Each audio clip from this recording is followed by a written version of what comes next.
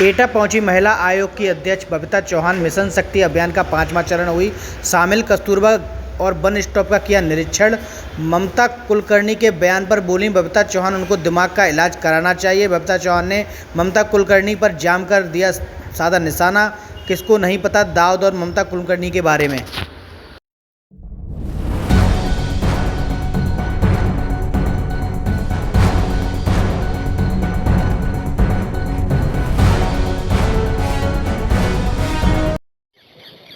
Ma'am, आज आप एटा आए हैं, तो क्या प्रयोजन दिखाना है?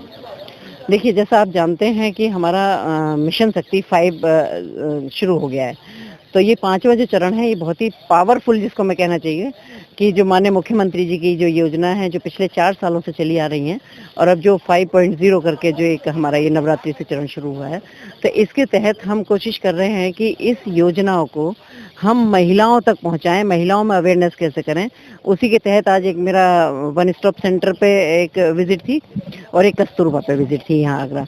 तो वहाँ क्योंकि अच्छी खासी तादाद में लड़कियां हैं एटा में यहाँ, तो वहाँ विजिट की। दूसरा, वहाँ मैंने कुछ अपने पुलिस अधिकारी थे और अपने विभागों से सभी वहाँ लोग थे, तो वहाँ एक बैठक भी की, जिसमें सिर्फ यही था हमारा उद्देश्य कि हम इन योजनाओं को कैसे नीचे तक पहुँचाएं। क्योंकि महिला सशक्तिकरण की अगर बात की जाए तो सशक्त नारी सशक्त प्रदेश की कल्पना हमारे माननीय मुख्यमंत्री जी ने की है। तो मुझे लगा कि जब इतना हमारा मुख्यमंत्री जी इतने प्रयास कर रहे हैं, तो हमारी भी जिम्मेदारी बनती है कि हम उसको नीचे तक उतारें। तो इसी के तहत आज वहाँ मैंने मीटिंग भी की, बैठक की, उसके लिए योजना बनाई कि हम कैसे नीचे तक उतार सकते हैं। बिल्कुल। आज जैसे तो आपने मिशन शक्ति की बात की है, तो मिशन शक्ति 1 से लेकर 5 तक, क्योंकि पुलिस का और प्रशासन का और शासन का भी ये मंशा है कि महिलाओं तक ज़्यादा से ज़्यादा अवेयरनेस फैलाइए, जिससे वो शोषण से बच सकें। तो आप इसके बारे में क्या कहना चाहिए कि कितना अवेयरनेस है, क्या अभी और बाकी है, या बहुत अच्छा काम हुआ है अब तक कि जो महिलाओं तक उनके शोषण को आवाज बुलंद हुई है, या देखिए, फेक एफआईआर में महिलाओं का यूज होता है तो उसमें भी सुधार है? देखिए, मैं आपको बताना चाहूंगी, क्योंकि पिछले 4 साल से लगातार चल रहा है और 5वां चरण ये अब शुरू हुआ है। आपको ये पता होगा कि हर साल कुछ ना कुछ उसमें नया होता है। रहा सवाल अवेयरनेस का कि पिछले 5 सालों से जब से मिशन शक्ति आया है, तब से अवेयरनेस की और हमारी वो बढ़ गई है क्षमता, चाहे उसमें प्रशासनिक रूप से हो, चाहे शासन के रूप से हो, चाहे वो हम आयोग की तरफ से भी। क्योंकि हमारी कोशिश है, सारी जितनी भी समस्याओं की जड़ होती है अवेयरनेस नहीं होना, और अवेयरनेस में हम बहुत काम कर रहे हैं। क्योंकि अवेयरनेस में भी बहुत सारी चीजें, देखिए, केस तो है ही है, लेकिन 1-2-4 चीजें और भी हैं, जैसे महिलाओं के स्वास्थ्य के लिए, महिलाओं की शिक्षा के लिए, महिलाओं को आत्मनिर्भर कैसे बनाया जा सकता है।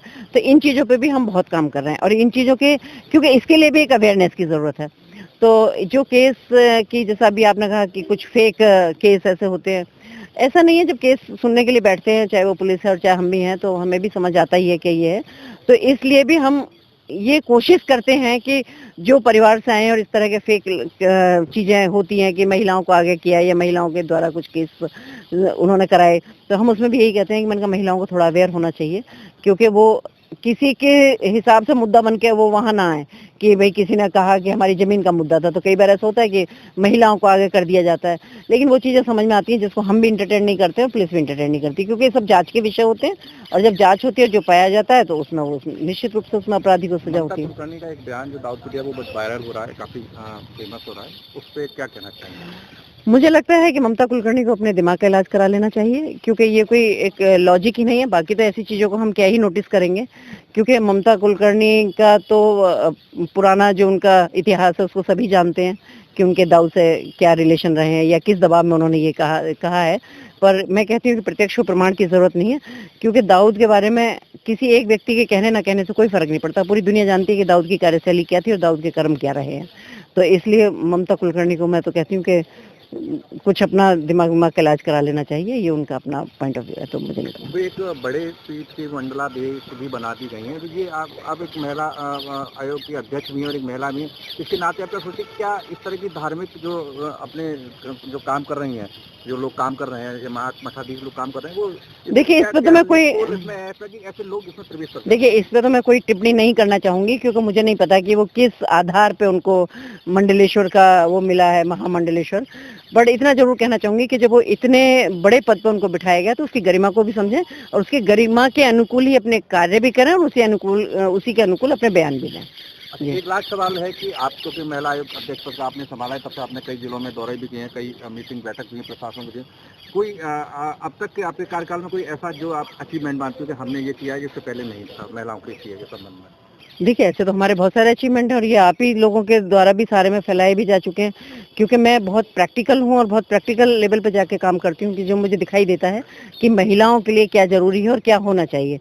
मैं कोशिश करती हूँ और मैं सरकार का भी धन्यवाद देना चाहूँगी, माननीय मुख्यमंत्री जी का भी धन्यवाद देना चाहूँगी कि जो भी हमारे सुझाव होते हैं या जो भी हम जिलाधिकारियों को या कहीं भी हम अपने प्रस्ताव भेजते हैं, उनको वो स्वीकृति भी देते हैं और उन सबको लागू भी करते हैं। जी।